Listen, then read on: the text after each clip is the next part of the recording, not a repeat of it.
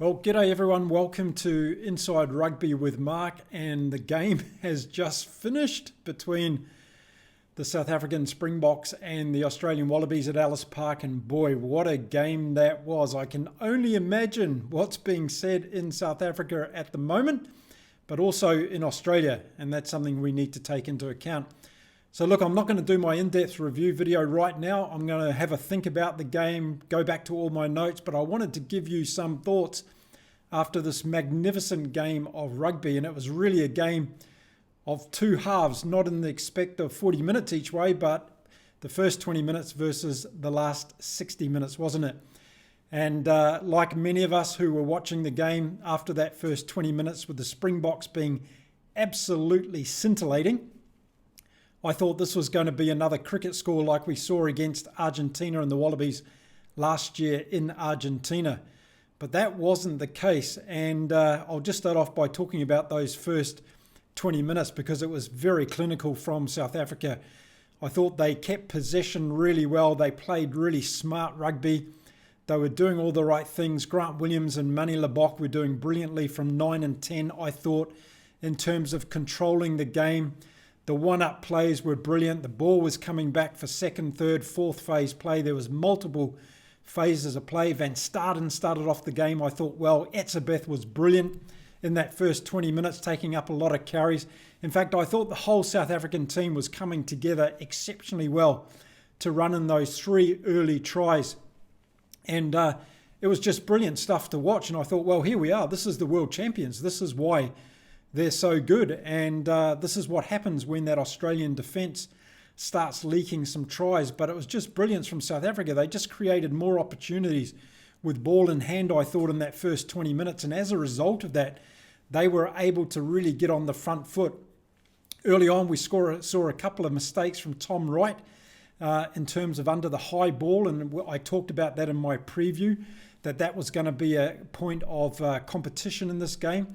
And Wright really let the ball down in that case because he gave the opportunity to South Africa. And from each of those mistakes, they ended up scoring points.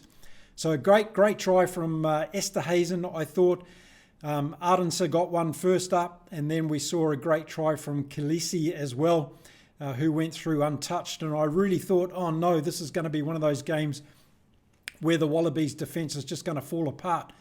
But from that 20-minute mark, when they're up 22 points to nil, the world champions, 22-0, Australia just started grinding away. And from the 22-minute mark to the half-time, the Aussies won on the scoreboard by 5 points to nil. And that would have given them some hope because they would have gone into half-time thinking, okay, we stopped the dam, we put a cork in the bottle, the Springboks gave up no more points.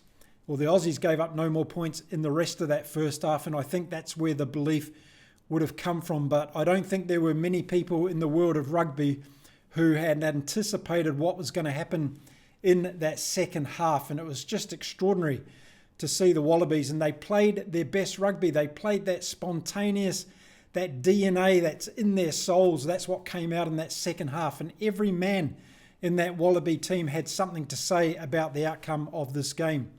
The scrums were not dominant by the Springboks. The bomb squad did not blow the game away for the Springboks.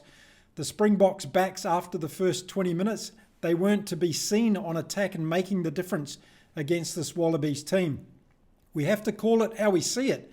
And all those hype around how much the Springboks were going to run over the top of the Wallabies didn't happen at all. And I was one of the ones saying that as well.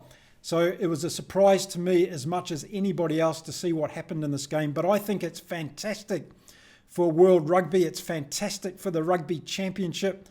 The Wallabies are truly back now. So what's everyone saying about the British and Irish Lions now? Come on, what's the story going to be now? They weren't such a bad team after all, were they? Taking on and beating the Wallabies in that series. So this is one game. I know there's another game next weekend in Cape Town, and can the Wallabies pick up and go again? They've got some serious injuries, it looks like, from this game. Dylan Peach looks like he's broken his jaw, and Harry Wilson looks like he might have done his ACL. Let's hope not. Let's hope it's going to be better than that, because the Aussies have already gone deep in their reserves to get these players on the field. Don't forget, no Rob Valentini. They had their fourth choice number 10 on the field in this game, and they still came out with this remarkable win. So the way they played in that second half, the momentum just kept building, didn't it? They scored one try soon after halftime with Harry Wilson, and then the floodgates just opened. And we saw Tom Wright, Len Ikitau, when he came back on the field after he had that bad leg injury. We just saw what this Wallabies team is all about. This is built on passion. This is built on belief in one another. They kept going at altitude. That didn't worry the Aussies in the end either, did it?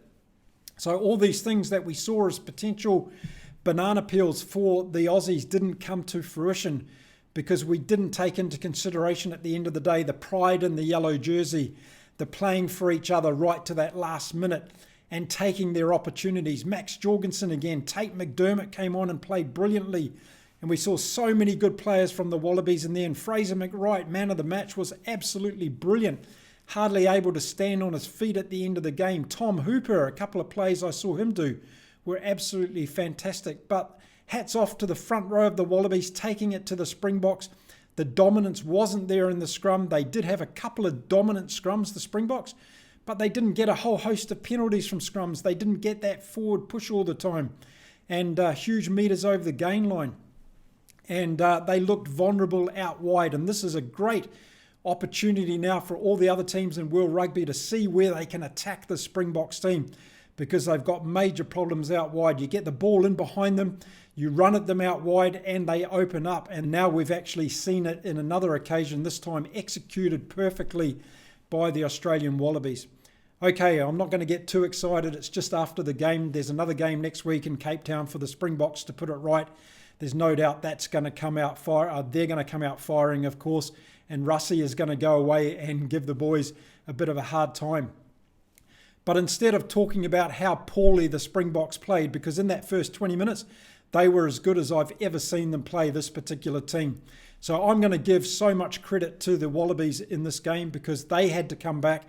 They had to put the points on the board. Imagine what they must have thought after 22 points to nil after 20 minutes. So my passion and heart and appreciation and gratitude goes to the Wallabies for what they were able to do in this game, staying in it in that second half and not allowing the Springboks to get back in it at all. So a wonderful performance, 38 points to 22, the final score.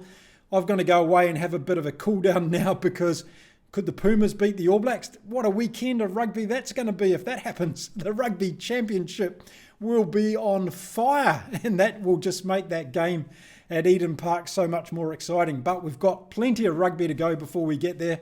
I won't get too carried away for now, but as you can understand, there's a lot of adrenaline going through the body at the moment. It's a fantastic game of rugby. For all you South Africans, don't get too down on yourself. Don't start pulling Manny Labok apart or Grant Williams. They played exceptionally well in the first 20 minutes of that game. And I think it was the Wallabies' resurgence and their ability to play out wide that really started to cause problems for the Springboks. So no alarm bells yet for the Springboks. It's one game of rugby. It was a fantastic occasion for the Wallabies to beat the Springboks for the first time since 1963 at Ellis Park. And to all the Wallaby fans watching this video, congratulations. I was wrong. You played exceptionally well. I didn't think it would go that way. And now I'm a true believer, as I was last year when I talked about Joe Schmidt turning this Wallabies team around to be potential Rugby World Cup winners in 2027. Let's see whether they can stay on this trajectory now through the Rugby Championship. I think this is exactly what the Rugby Championship needed. It needed a game, an outcome like this to really set it on fire. And boy, this just makes this whole competition much more spicy as we go ahead. Now, I'll be back again probably on Sunday tomorrow with my in-depth review of this game. I want to take some time to look at all my notes, go through it in detail, talk about all the moments of the game that I thought were absolutely critical. So all these things that happened in the game I've made notes of and just thought, okay, we need to have a closer look at that and see how that determined the outcome of this game. But in the meantime, you know, I'm thrilled for the game of rugby because I think rugby was the real winner today. We saw a fantastic outcome for the Wallabies, of course, and we saw the Springboks now being tested in areas that they're going to have to go away and tighten up, that's for sure. So Russie was definitely right in not underestimating these Australian Wallabies. For a team to come back and do that at Ellis Park, of all places, unheard of, really, isn't it, in the game of international rugby. So there you go. There's my initial thoughts. Well done to Australia and all the fans of Australian rugby. I'll be back again soon with an in-depth review of the game, so stand by for that one. And now I'll go away and have a bit of lunch here in Cancun and get ready for that mouth-watering one between the All Blacks and Los Pumas down there in Argentina this afternoon. And I'm sure that win by Australia has given Los Pumas a lot of inspiration to take it to the All Blacks this afternoon. So we'll see what happens there. Okay, let me know what you thought about the games initially. Let some of the emotion come out of it, and come back and check out my review video in depth when I put that out tomorrow on Sunday. Okay, everyone, thanks for watching, and I'll see you all again soon here on Inside Rugby with Mark. Take care, enjoy the next game.